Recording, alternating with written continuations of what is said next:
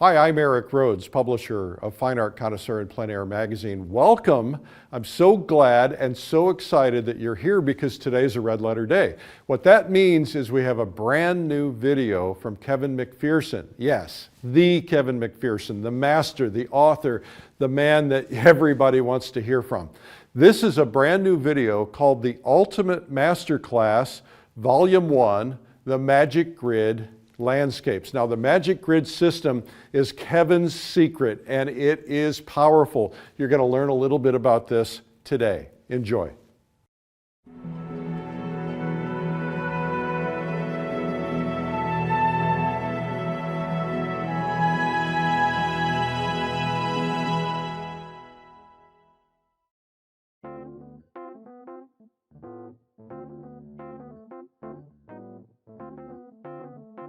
Hello everybody, I'm Kevin Mcpherson. Welcome to my studio. We're going to spend some time together, and I really think I have the opportunity to change your life as an artist. My feeling is painting is very simple, but it's not easy. But with the years of experience of me painting for myself, 40 years of painting, and with my university instruction, and studying with many great fine artists along my path, I've found ways that I can communicate with my students, I think, on a perfect level, because I remain a student and I know how you're thinking, and we all communicate differently. You know, we all come from different backgrounds, different experiences. So working with my many students over the last 30 years, I found ways to simplify the process of painting and to make it easier for them to understand. The struggles I've had throughout my career and the hurdles I've overcome, I give you a shortcut to get there. And so over the years, I've found many ways to communicate, and I've done 4 books on painting, and each one of them kind of build on the last one. But we all go back to this fundamentals. My first book is still so effective for people to see and simplify and think as an artist. It's a vocabulary that artists speak that's differently than the average person. So just like you learning a new language, we want the language of painting. And the language of painting is abstract. You know, we're working on 2 dimensions. And we work with line, color, shapes, values, edges. Basically, those are the key things that we're working with to create our sense of reality, or whatever your version of painting will be, whether it's abstract or representational. What I'm going to give you this week is how to think abstract, and then we put your representation on it. And so the years of my teaching and the years of my painting, trying to become a better painter, I find ways, and then I share it with you. And this particular workshop is going to truly make things come together. I've seen so many artists working for years and years, and even studying with great painters, great teachers, but the communication, there's a miss happening. And I will find that my system, called the Magic Grid, kind of puts all the things in your head the way you need to see them. And it truly is a magic way of painting, and a simple way of painting that will truly transform, make you go up to the next level in your painting. You're going to gain confidence because you're going to understand how to compose your painting, how you become the art director. And that's what it really means when we're a painter. Our job is to guide the viewer through your painting. We just don't put things down without thinking. And so this Magic Grid system, first, I used it for myself to help me do better composition in my paintings. And then, beyond just the composition, the thinking to make a more orchestrated painting, I found that it really helps people understand color better. You know, now they can really, truly compare colors. It gives them a decision-making process. The whole process that I'm going to be doing here is we're making connections. We're making connections with our painting, with our subject. And then we make connections in the painting to move your eye through there. And we make connections with color. We make a better understanding of what color means, the values, the temperatures, how to control those things, and how to control the viewer as we move throughout the painting. So many things will be accomplished in this visit we have during this video workshop. And we're going to go through the process. At first, it seems very confusing. And I'm going to take you step by step to make it easy to understand. And then we're going to move to showing you how to build this. Maybe we'll start slowly. We'll show you many examples of how we make this happen and how each unit of understanding builds on the next one. And eventually, we will go outside on location, and I'll have a model out along the pond, fishing perhaps, and I'm going to do a painting using all the thought process that I'm going to show you here, step by step. So there's going to be times that you're going to say, oh, this is a lot of information, but we'll go slowly. I'll make you understand, and I'll find the simple way to do it. This is my gift. You know, first of all, I love sharing my art, my painting, like sharing the product of my painting to people. You know, it brings them happiness. But the joy of teaching somebody and the joy of seeing somebody finally get it, especially after they've been working at it for 40 years and all of a sudden they say, why didn't somebody show me this early on? I think you're going to really enjoy the process. You'll fight it a little bit, but once we do it a few times together, and then once you go and do it on your own, all of a sudden you're going to have just a whole new journey of discovery that you'll really enjoy. So let's get started, and I'm going to, as I say, show you many examples, and we'll go slowly, and if you have questions, don't hesitate to call me. I won't answer, but give it a try.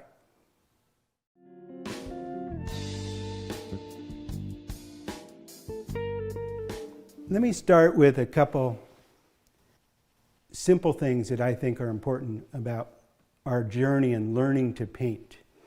Like any activity, learning to ski, for instance, if we go up on the slopes and we practice by ourselves, and you know, for months or whatever, we might get okay at it.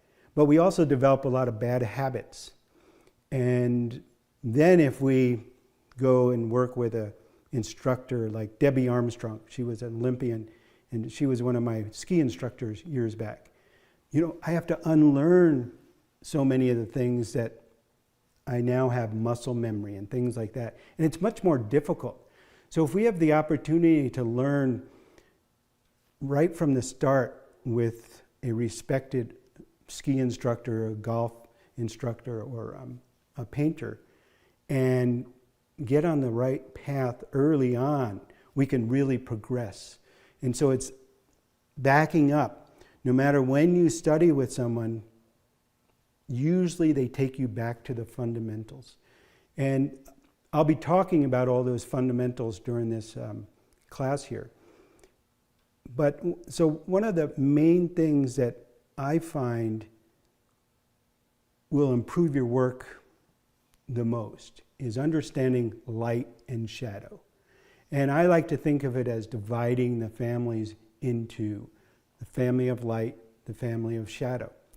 And so when we look at our scene, when I go out along the pond and paint our scene later, my first thought is, how can I take the water, the trees, the fishermen, the logs, the grass, and try to paint that? You know, sometimes the subject's overwhelming. There's so many elements in there. Well, if I squint my eyes, and I think I was born with a squint-essential pair of eyes because they're so narrow. I don't hardly have to even squint them. But by squinting down, we can simplify that scene that has so many elements in front of us, so much overwhelming information, it kind of frightens us. Where do we start? We have now reduced the scene into two parts. a part of light, a part of shadow. So that's something I can control. That's something I can do. I can say, okay, I can paint 2 parts. And all of a sudden we have a way of simplifying our subject. So that's the first thing that I would encourage you to try to understand. And when I was an illustrator, I went to the illustrator's workshop, and a great painter, Bob Peak, great illustrator, his first demonstration was turning a light bulb on a plaster head. And he says, this is what it's all about. At the time, I didn't know what that meant. I didn't quite understand it. But it took a while to really get me to understand that. But that's the light bulb moment. So that's one of the things we're going to cover along in the overwhelming topic that I call the magic grid. The other thing that really helped me along my path, I went to training for illustration, so I got a lot of fundamentals of drawing, and that's one of the foundations that will make things easier for us. And it's a lifetime endeavor, always to improve your drawing. But I'm going to talk about simple ways to improve your drawing in this magic grid system. So let's back up a little bit about the light and shadow. We want to divide it into 2 parts. The grid will help us divide that and think of how to do that effectively. The drawing, the grid that I will show you will help with your drawing. And again, that's one of the key fundamentals that every artist needs, that ability to draw so they don't struggle with trying to communicate to their audience. Color is going to be the thing that separates a lot of the artists. You know, I'm considered a colorist. If people look at my work, that's probably the first thing they reflect on or admire, that my sensitivity to color. And so my sensitivity to color is really, again, how I see naturally. I am a nearsighted person, and so I see things more in fields of color than I do in detail. And so as a painter, I find that's really quite a benefit. So if I can soften my focus, and if you can soften your focus and start to see color before objects, before detail, that will help you. So this process that I break the picture plane into divisions from these grid patterns are going to help you make decisions with your color. I call it color contraction, and we'll talk about that during the week together. So I'm isolating each of those notes of color.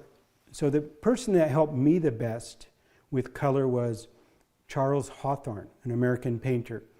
And he talked about the color spots. And I never knew what that meant early on. And it took a while working with other artists to help me understand that. And I remember one particular painting that I painted of my wife, Wanda. And it finally clicked, the relationships of color. Everything's related. So this magic grid that we're going to use is going to help us relate the whole picture. And it gives us a better understanding and a better simplification of doing that. So I call it a color note. I call it value. So each one of these mosaics that are in the grid will have a particular value, a particular color.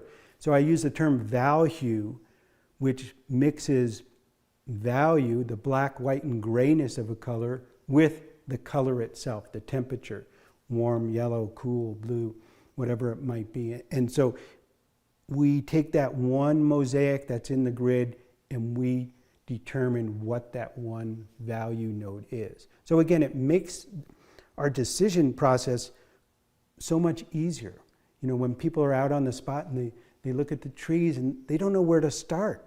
They don't know how to simplify it. They don't know how to break it up. They don't know how to look for the variations of the color. So edges is another key factor in making a painting and making the viewer go through the painting the way you want to. Again, we're the art director. 5 of us can paint the same scene and make a different story, a different path to travel through. But our job is to make that path. So when we can control our value and our colors and the value of each of those colors, and doing it so within these mosaics that we create with the magic grid, you will learn that edges have a lot to do with, all it is two shapes coming together. If you have the value exactly the same, you're going to create a soft edge.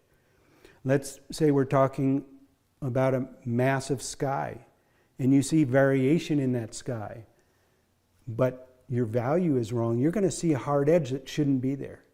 And so edges, we're going to use those. We're going to use contrast to control things. You know, it's amazing just the first mark you put on the canvas, just a dot, how much attention that could bring you. Like, did you notice the dot on my forehead? You know, one little mark has a lot of power. And so that's the first thing we're going to talk about when we start making our grid. When we start putting that first mark on the blank canvas. One little spot like this. That has power. You know, I'm sure you were distracted while you were listening to me. And so we want to bring attention to an area, such as the star in your painting. And we don't want to have attention on an area that you want to be, say, the supporting staff of your painting. You know, then come over here and say, visit this. But we eventually want to settle in and see the star, the most important part of your painting, the focus. And we do that by this magic grid system that has line, invisible line, and connections of line, connections of dots through the painting process that will guide and tell the viewer, this is where I want to look. We definitely don't want to bring a lot of energy that forces you off the side of the painting, off to another person's painting next to you in the exhibition. We want to keep them engaged in your frame for as long as you can. Bring them around, bring them through, have them step back, encourage them to go see it again. So there's so many things that this magic grid will simplify the process for you, make you fully understand, make you aware of your strengths, your weaknesses, and then make the whole painting process so much easier and give you the freedom. At first you're going to think, oh no, this is not for me. You know, this is too rigid of a thinking. But trust me, you know, stay with me for a while, do it for a while, and very quickly you're going to see your confidence grow, your paintings improve, and your friends starting to get a little jealous about you. So after you watch this video, of course, put it all inside you. Don't tell your friends for a while, and just see if they start noticing something different about your painting. Your color is cleaner. Boy, I'm starting to really notice that you're composing better. Boy, your edges look so great.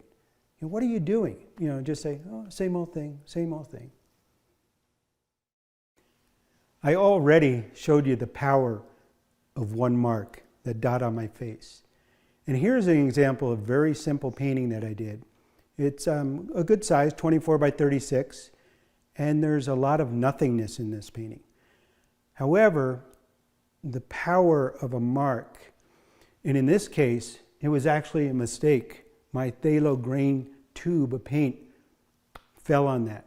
And phthalo green is such a powerful, intense color, you hardly can get it off. I could have painted over it, put some gesso over it, removed it. But then I started thinking, this is the first mark that was on that canvas.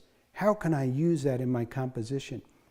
And so this is a very simple painting, and I'm going to show you in the most simple few lines how my magic grid is underneath this painting.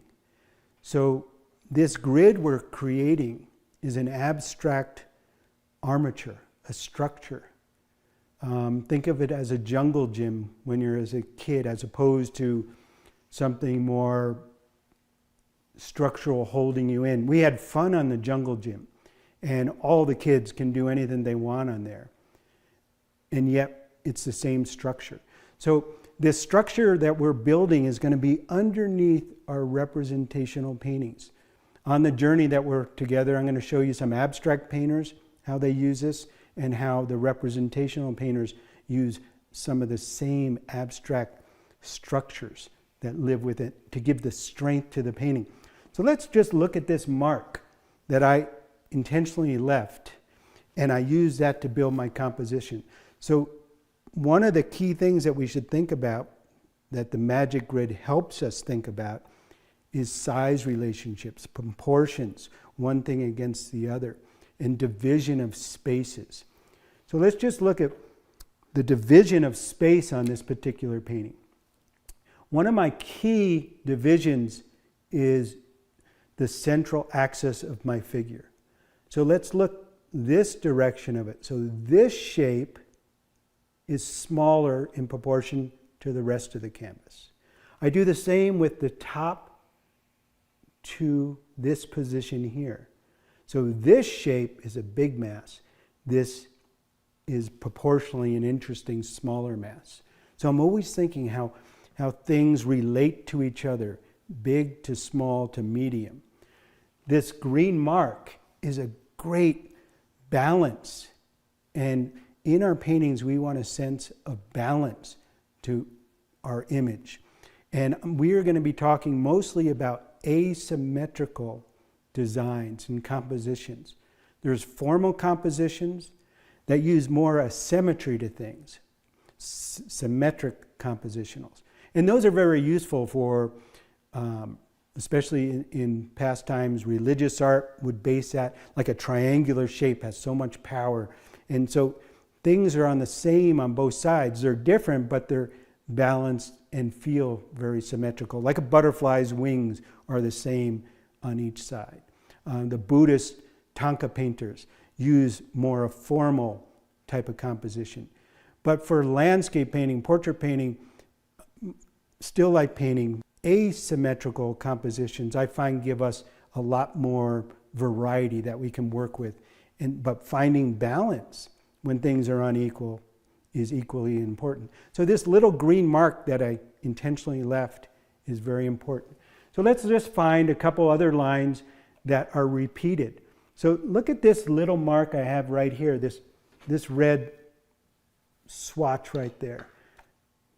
That, although it looks very fresh and natural, it repeats some of the other angles in the painting. And look how right from the nose, even where I place my Chinese chop mark for my name, that kind of is another weight. So we have this triangular balance point. This is the center, and then they balance. So this is a very simple composition based on very few grid lines that hold it together. And again, there's much about nothing in this painting, but that nothingness, those negative spaces, are equally important in our painting and equally valuable in our painting, which we'll talk about in many other instances. I'm going to give you a lot of examples as we build our system of the grid and build our thinking of what's important. For one, I said the dot, the first mark we put on the canvas, that has power. And then we're going to talk about line. Line is so important in our painting. And line really is an abstract thought. When we're kids and we draw with crayons, that's abstract. We're talking abstract art. And so we have to get out of our mind thinking abstract art is, something you like or dislike. But everything we do on the canvas is abstract thinking. And line doesn't really exist in nature. I think of when people do a line, I still think that is a shape, a very thin shape, a long shape, whatever type of curve or horizontal or vertical. A line is important. So that's number 2 that we're going to talk about. And line can be invisible, but we still feel it, the connection. We feel the connection here to here. So that's a line that's invisible, but the viewer feels it. They know it. And we want to use that to our advantage. My job was fortunate that it takes me all around the world, and I enjoy painting on location. For the last 40 years, I've been to 35 different countries, and I've taken advantage of painting on location and also taking lots of photographs. So when I come back to the studio, I have my memories, my color studies, and tons of reference I can work from. This is a photo from Guatemala that I worked up in the studio. And what I see with most of my students, they have their photograph and they feel like, oh, I have to copy it the way it is. Or even when we're out on location, it's in front of me, and I teach, copy, paint what you see. But sometimes that falsely thinks that then you don't make some selection, you don't edit, you don't emphasize some areas, remove some other areas. So the magic grid, when we're back in the studio and looking at our photos, gives us much more freedom and understanding of how we can control that subject. And so here's an example. I'm actually building my painting, building my structure with the grid, and then I remove the color quotient out of the painting. So now I've simplified the process so I get my drawing, my values, my shapes, my design without worrying about the color. So this is an effective way to work that as we build sometimes, maybe try it, say first in line, then in value, then in color. And so you solve some of the problems along the way. So let's just look at this, how it is just laid out in this place. And you can see my grid lines are still on there. And where is my lightest light? Right here. So within this painting, just the way it is now, that's an important part of the painting to balance, say, this figure here and be a counterbalance. Look at how some of the lines are coming through and touching different places along the painting. And so once I have this all solved in this way, now I can go and approach it in the color. So we have many ways we can build upon our grid, our value structure, and our color. So I'm giving you some of the different ways that I try to solve my problems as I go along. Here's another example of a Guatemala scene. The mother and the baby, and this couple was in a church. And so I built the painting with the value complexity. And now you can see, look at the diagonal that comes across here. Right here, coming down this vertical line, coming down across the diagonal, she's holding her little rosary. So that's, when I get into the painting, that's going to be a very important part of the painting. And so I accentuate, the edge of her head here, her shoulder, down her arm leads to this. So that's that imaginary line, or in this case, it's a very obvious line, that these connections, this point, her shoulder, and that have this connection that holds the painting together. The angle coming down here also finds this point.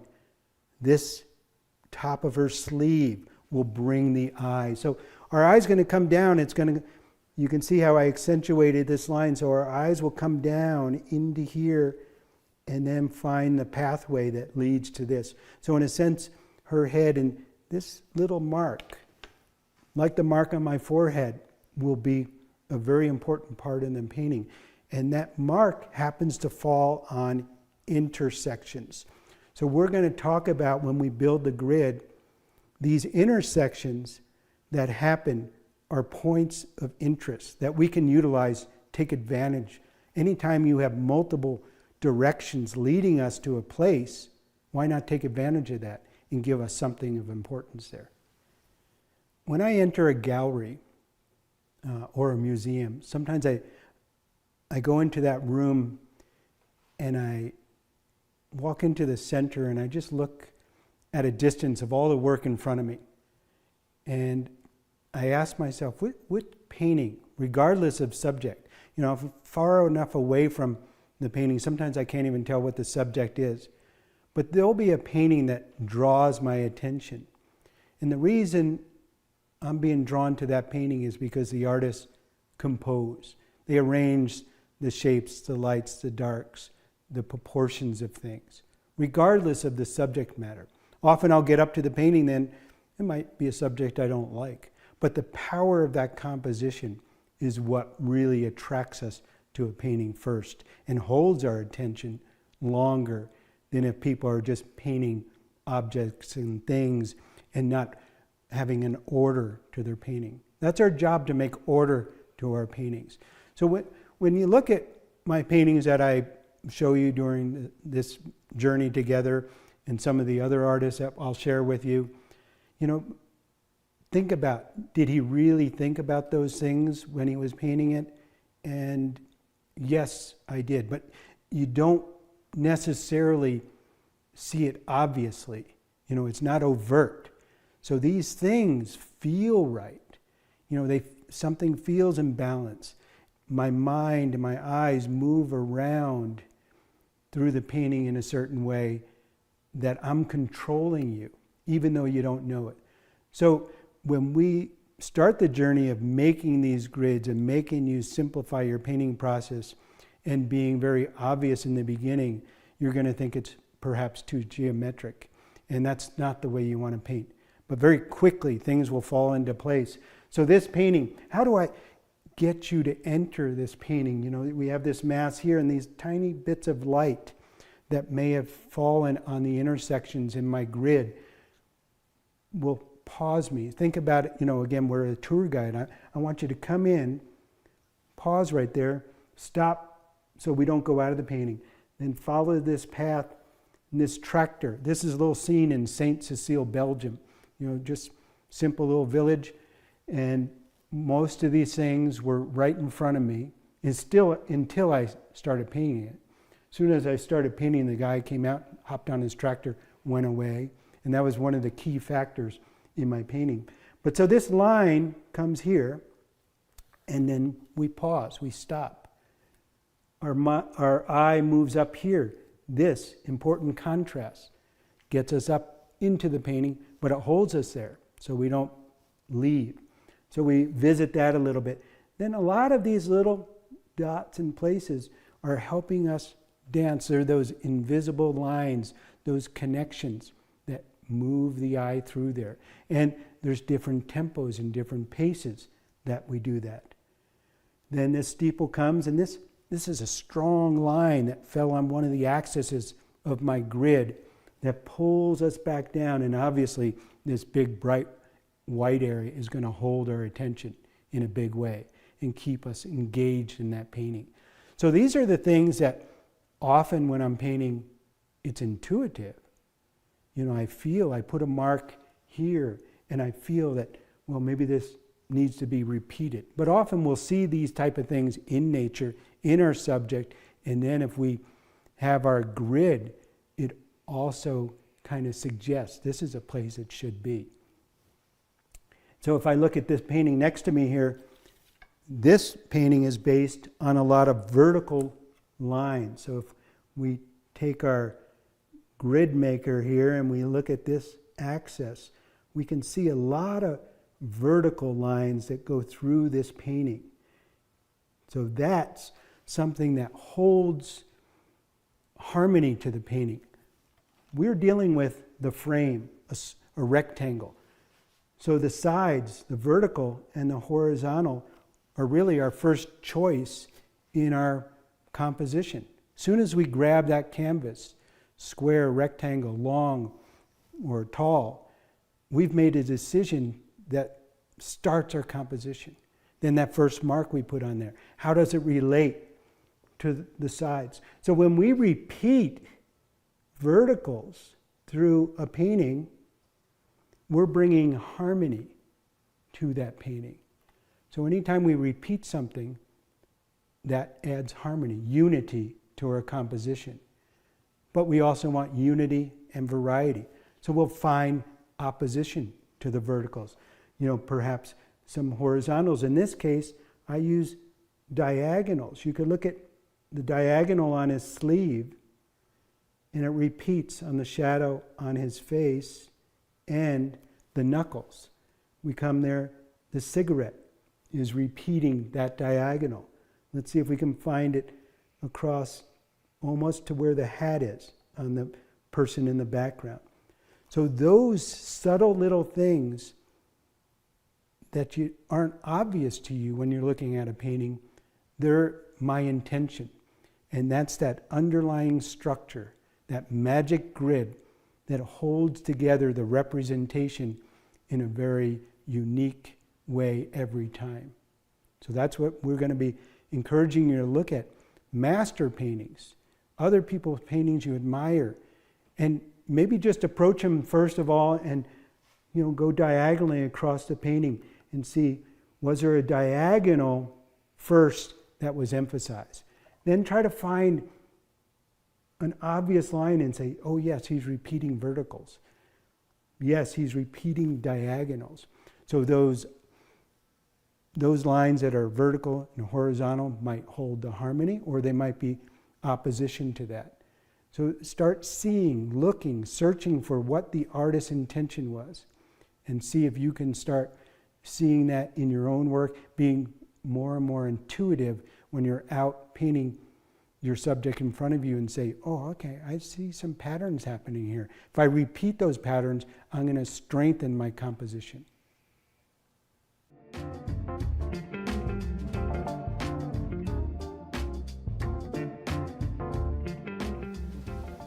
I'm trying to find a place that I can share some good information with this video, this presentation. And every day, every season here is so beautiful that every time I walk around the pond, I just see different possibilities. So, I look for shapes. I often can take my glasses off, and it softens my focus, and I can kind of see things that, boy, I like the combination, but the aspens, the way the light comes through the aspens, with the backlight coming through, is such a beautiful scene that I've painted before, and time of day will make such a big difference. So I'm going to just walk around this pond. I can literally see, like right here, someone sitting there, and the backlight that's happening, and some of the dapple lights would be so beautiful. We got dark shapes of the trees, and there's endless possibilities for me right here. Your own backyard too. It's easy to take our own surroundings for granted. My place is beautiful. It inspires me every day, but sometimes if I just turn a little bit more this way, I'm surprised, like today, the way the light's coming through here now, backlit, so strong, and the little trickling stream coming in here feeding the pond has such a beautiful piece of blue. I always think in pieces of color, more so I squint my eyes down, I see patterns. And this is terrific because this would be a wonderful scene that has some foreground shadows and the bright backlighting, and it just draws me in because of the light hitting the aspens back here. So I can see a composition. So when I'm looking at things, again, I'm not looking for what we think of a picture sometimes, but how these lights and shadow come together. And literally, like if we just step 2 more feet this way, we may see something totally different. So whenever I'm in the presence of a scene, I take time at, relationships are coming together that I can envision a painting. But I'll walk around it and see if I see a better angle, see something different. We have to remain curious our whole life as an artist. That's the death of the artist if we start just taking for granted and repeating the same compositions, thinking, oh, well, this was successful last time, so hey, I know I can do that one. But how do we keep the fire inside us? That's the tricky part. Sometimes I mentally get exhausted because I can't turn it off. But that's the curse, I guess. I feel like I'm settling in on this view, and I think it would be a really nice demonstration place with my fishermen to come down here. And what's interesting today, there's the light. This is a good time of day. I'm getting some side light coming in, and in the background I'm getting some really nice bright warm lights that hit the water. One thing in particular I love is these little aspens down in front of the fallen log, just catching some light like music notes, just tiny little dots. I can see that. So I love having my camera, the phone. I don't use it as a phone really, but I keep it with me all the time. And so when I'm thinking about doing and painting, I'll take lots of photographs, and I could look at them tonight and think about things and see some things that maybe I'll be prepared a little bit when I come back out here tomorrow to do the actual painting demonstration. So do I decide to be standing up with my easel? Is that a good look with the figure down there? Or is it better to be back down here? Those are the decisions I'm trying to think about now. When I get back out here, a lot of things can change. It's windy right now. That offers some issues, to deal with.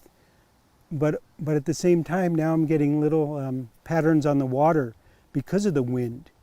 And so that could add to the painting process. So what's so great about painting from life, it's interactive and it's static. It's a game that's alive, that keeps you on the edge. And you should always be on the edge, I think, in your painting decisions. Take some risks. If we don't take risks and trust yourself that what you want to share with others is beautiful, is valid, or you show me what you think is beautiful, or what you want to share, and speaks to you directly, and forget what other people say.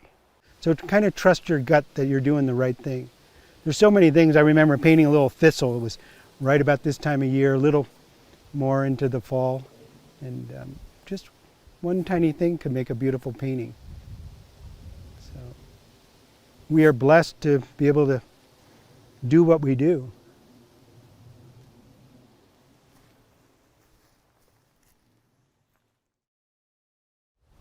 Lucky that the magic happens.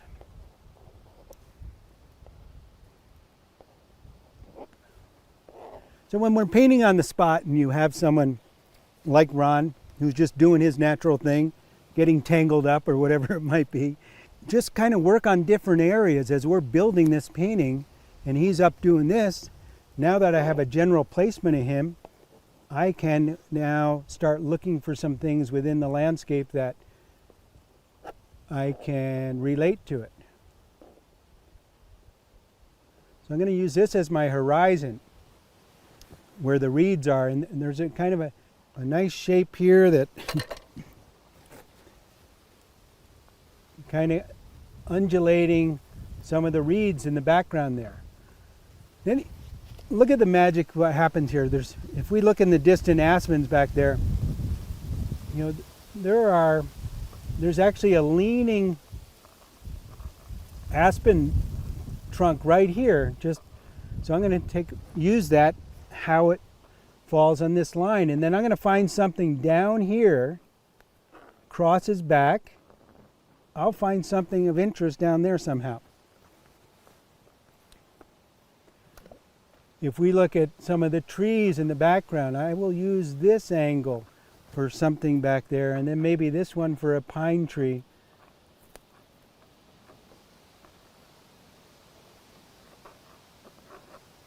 So I'm very easily falling into place the elements with this little armature, and then these lines hopefully will find something of connection. So Ron is falling back into his place here.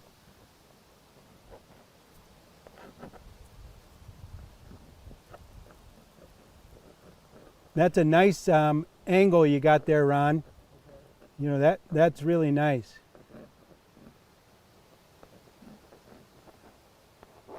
It's interesting and challenging to get the dappled light on his body. So if I can get him locked in there somehow, that will be my key to help judge a lot of other things also.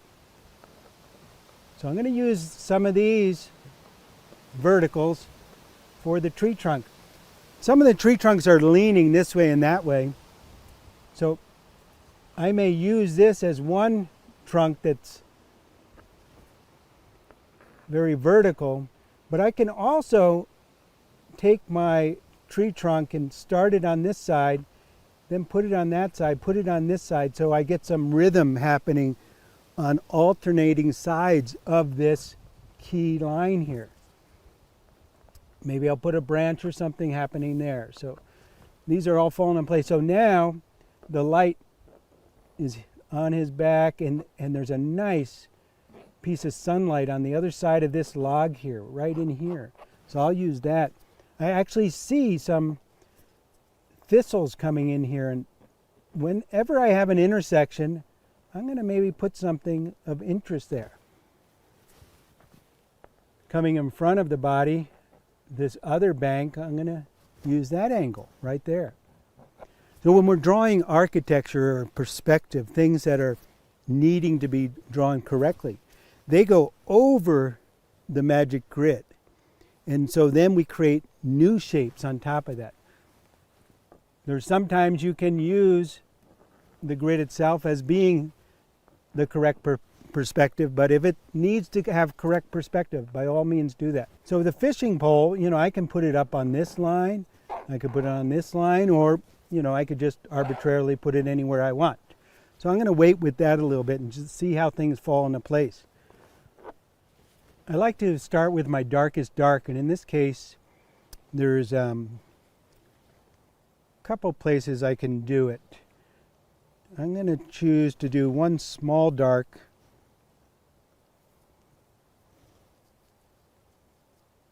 right down here, fill in that shape. Then I see another dark. When I start with my darkest dark,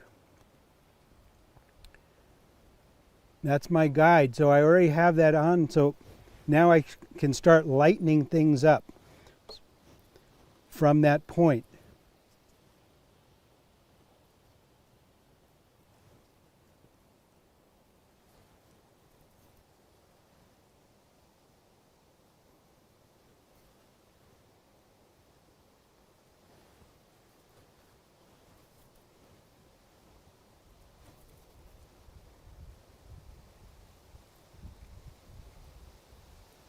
Watch how there's some thistles that are catching some light there, and I'm going around them as the shadow in the background. So I'm going around them on those angles that I have established. So I'm going to try to build this painting as fast as I can. And using any suggestion I get to add interest and movement and help me judge some of the colors that I see by using the magic grid system. So it helps me look for puzzle pieces of color. You can see each mosaic I put on is because it has a quadrant. It makes me think. So just trying to build some things, and I'm going to work how I normally work. When I see something, I'm going to put it down. So I'm going to get his general color for his head. Then when I compare his head, I want to make that a little bit lighter.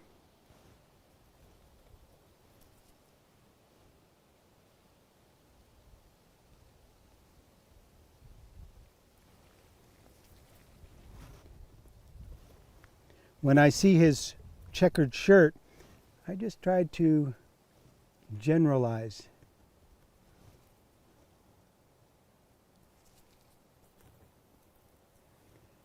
I'm going to go leave a spot for the sunlight.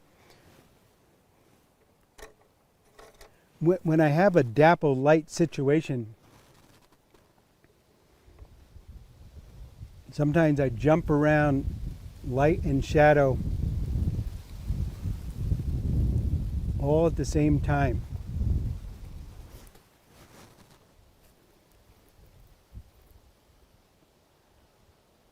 So the grid actually suggests certain places for me to put some of the dapples.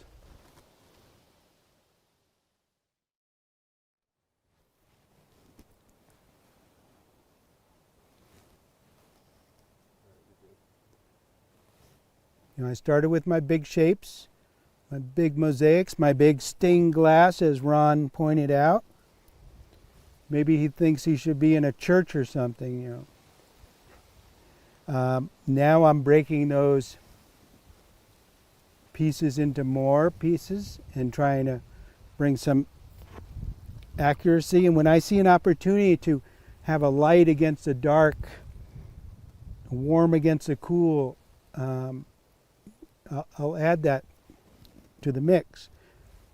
So for instance, I put a little dot right there just in front of that shadow side. Then this brighter thing where the shadow side of his vest falls down, just a bright note there. A little sliver of light there against that shadow. So those ins and out kind of help make it more interesting. The cool light from the New Mexico sky fills in the top planes of the shadows with a cooler light, which is nice.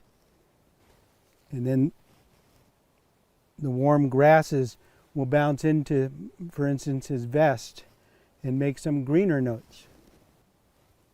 My goal out here today is to share the experience of using the magic grid that's going to just help you in so many aspects of your painting. Not only finding clean color notes, because we corralled them in these mosaic outlines, giving us transitions throughout, making it feel like a painting, making your brushwork come alive with just being intuitive about it without thinking, because we're filling in these shapes. There's so many things that I hope that watching this process that starts geometrically but has a lot of freedom, and you'll see that it just informs me. Make a decision, move on here, make a decision, move the eye, put a little mark over here. You're going to see in this process, I hope, that it may look controlled as we start, but there's a freedom, and then it builds closer and closer to the finish.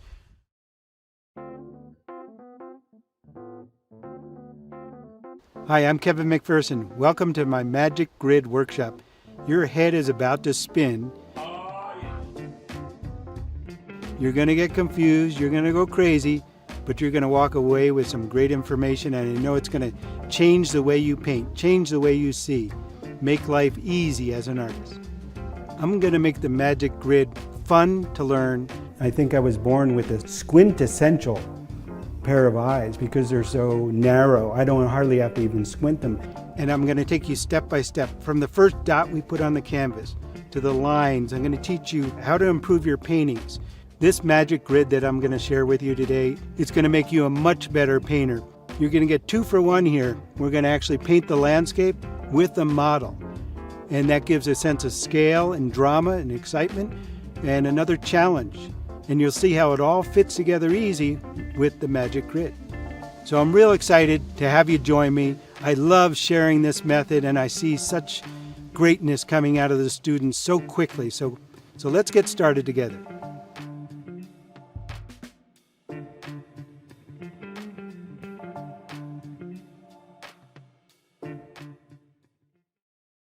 Well, that's Kevin Mcpherson and the Ultimate Masterclass Volume 1. Yes, there are more volumes to come. Anyway, this one was, of course, called the Magic Grid Landscapes. You can learn more about that video at streamline.art, and look up there in the comments section right now and you'll find a special discount good for today only. Now let's get right to our interview with Kevin Mcpherson.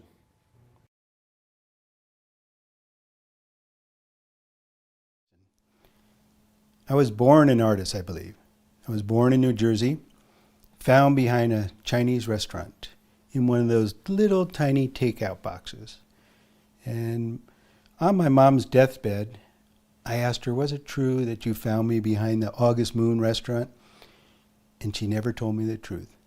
So, that's my start. I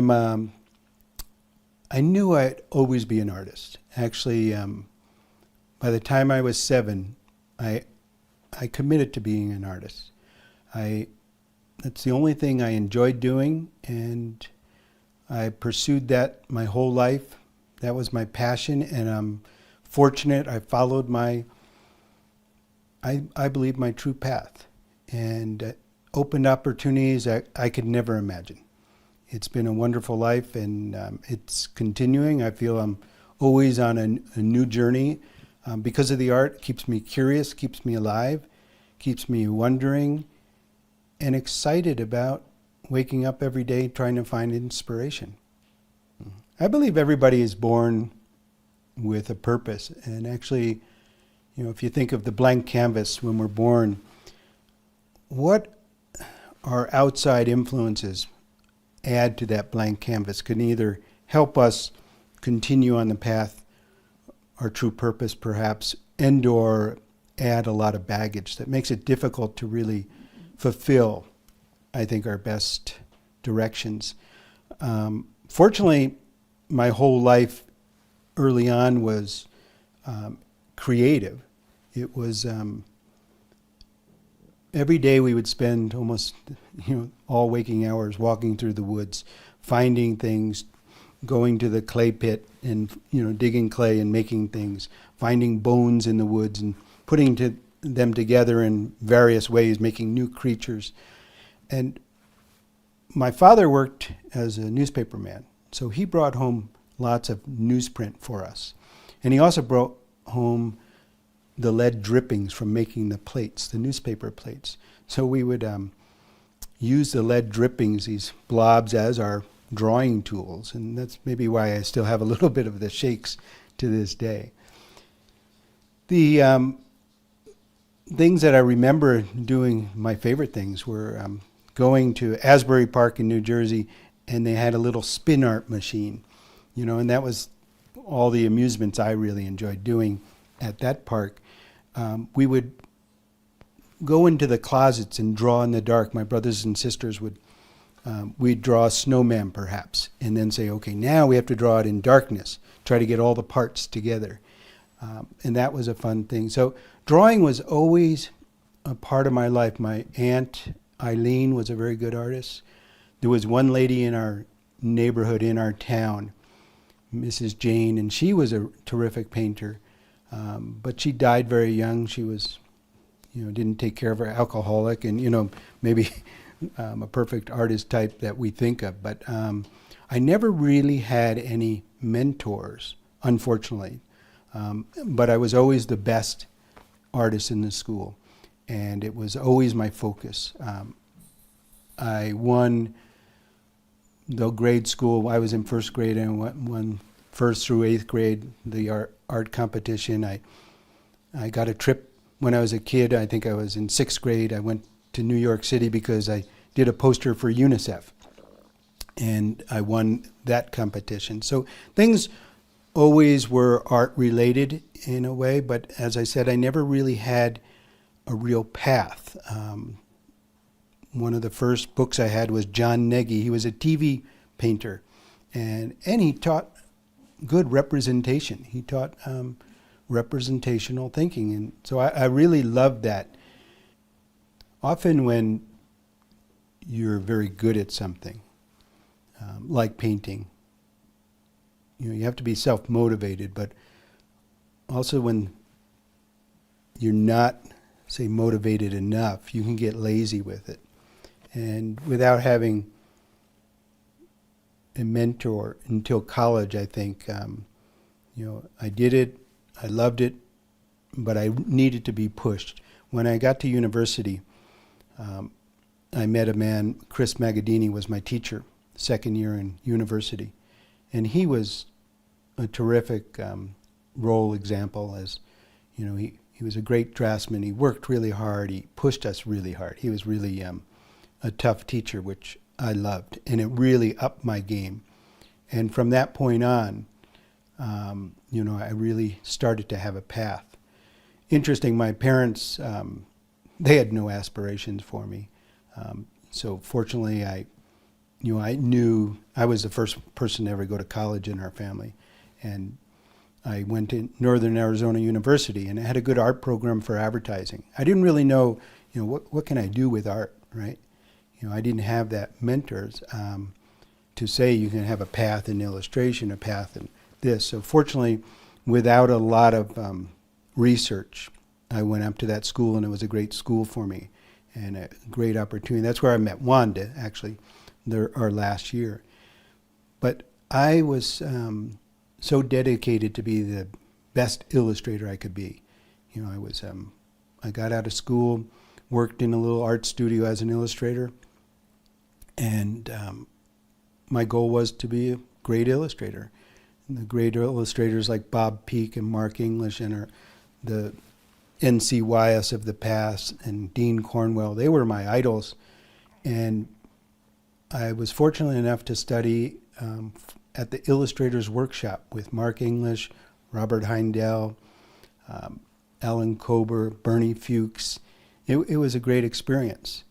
And it upped my game there, and I was really motivated to be working as a freelance illustrator. And to improve that, I also went to Scottsdale Art School. And this was there's little key moments, I think, that happen in your life, like meeting Chris Magadini in school, you know, and then going to the Illustrators Workshop. And then the Scottsdale Artist School. A lot of the illustrators from New York were moving out west to become painters. You know, they had big careers in illustration, doing Time magazine covers and things like that. But advertising can really wear you out quickly. You wonder where all the old guys are. These guys made, you know, great money and great paintings and greatly admired, but they wanted to start painting for themselves also. So getting introduced to a lot of fine artists that I never really had the opportunity to meet before. People like Henry Caselli, James Reynolds, Wilson Hurley, Joe Henninger, who taught at Art Center, John Asaro. The first year I took classes at Scottsdale Artist School, I took 15. So I'm doing my illustration jobs, which is a 24-hour-a-day job, really, and so much pressure. And then I put all those classes in there too.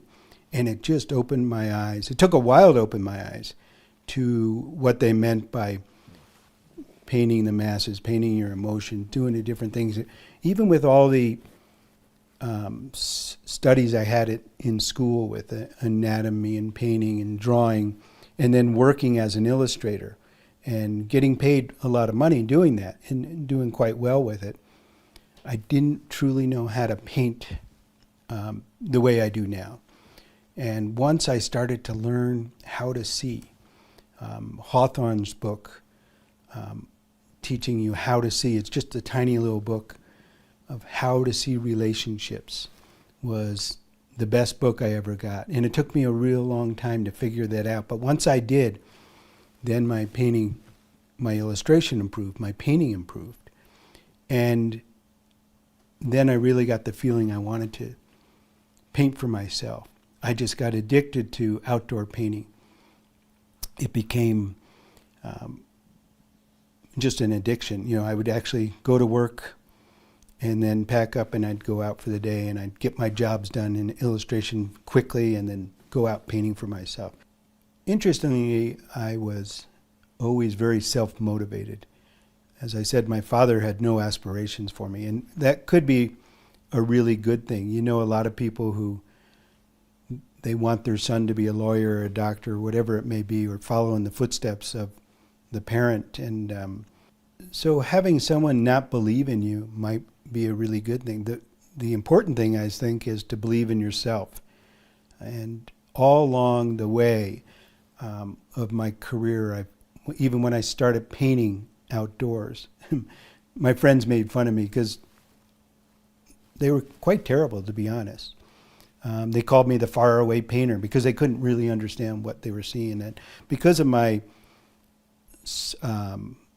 nearsightedness, I see things very soft and fuzzy and colorful. It actually makes me, this handicap in a sense, is what makes my art my art. You know, the way I see color, I think, is definitely a part of that. But people can, you know, make fun of you, and it might hinder you from pushing on. And so you have to have a belief in yourself, a vision in yourself, and make your own path along the way. And I think I've done that my whole career, really, taking risks and going places that were new adventures for me, but also not a proven path for another artist that I'm just following along. So leaving a healthy career in illustration and making that risk to the fine arts was a big risk. I'm fortunate my wife Wanda and I, we didn't have children, so that makes it easier to take some risks. And she, you know, every time I ask her to do something like, hey, when you want to get married and we'll go to Ireland for 6 months? And she says, sure, that sounds good. So we did that, and that's how we started my career of art in a way. I sold everything after working for the illustration house for a little bit. For a year, I had $5,000, and I sold everything I had, and we went until I had no money left. I came back from England and Ireland with $10 to start again. So I'm used to taking those risks. So when I left illustration and moved to Taos, New Mexico from Phoenix, that was a big risk. We set ourselves up with a tiny little house that was paid for from my illustration, and we started again. And it took about 7 years to build up from nothing and get my art out there in the galleries and sell a little, and you know, built up over time. And interesting things that you don't expect the path to take you. For instance, teaching. My whole life, I think art was one of those outlets for me that got me out of being in front of people. I was very shy. I hated, like in class, to have to stand up and say something. Hated to do my book reports, and in third grade, Mrs. Penny was aware of that, and she knew I loved art, so she let me illustrate my books reports instead of getting up there and speaking in front of people. I didn't even have to read the books. I would make those up. And, you know, that was even more creative, I think she thought. But so my whole life avoiding opportunities to be in front of people, the art, interestingly enough, kind of threw me into an arena that I was very uncomfortable with. I was asked to teach, and the very first time I had to do a demonstration in teaching in Sun City, Arizona, in front of a bunch of older people, I had to go to hypnotist for 8 weeks to try to get up the nerve to just do it. Now I just have a martini and I'm okay. But it's still something that I struggle with, and that's getting back to that blank canvas. Feeling like, why was I so shy? What are these childhood things that are put on you that make you fearful of doing certain things and not pursuing your path in a natural way? And I think it's something artists overcome their whole life. How you get rid of some of that baggage to truly express your true voice in your painting. And, you know, that's something that all artists are trying to do, you know, people think you have to find a style. You just have to find your true self and express that in any way, and find the direction and the things you want to do with your art, I think is an important goal to try to pursue. Well, that's Kevin Mcpherson, and his new video is called The Ultimate Masterclass Volume 1. Yes, there are more volumes to come.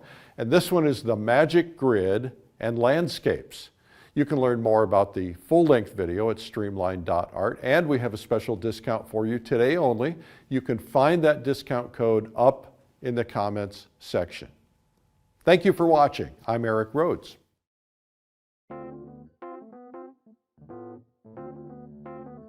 Hi, I'm Kevin Mcpherson. Welcome to my Magic Grid workshop. Your head is about to spin.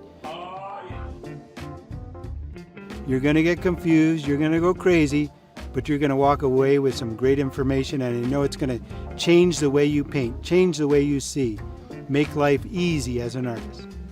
I'm going to make the Magic Grid fun to learn. I think I was born with a squint-essential pair of eyes because they're so narrow. I don't hardly have to even squint them. And I'm going to take you step by step from the first dot we put on the canvas to the lines. I'm going to teach you how to improve your paintings. This Magic Grid that I'm going to share with you today, it's going to make you a much better painter. You're going to get 2 for 1 here. We're going to actually paint the landscape with the model. And that gives a sense of scale and drama and excitement and another challenge. And you'll see how it all fits together easy with the Magic Grid. So I'm real excited to have you join me. I love sharing this method, and I see such greatness coming out of the students so quickly. So let's get started together.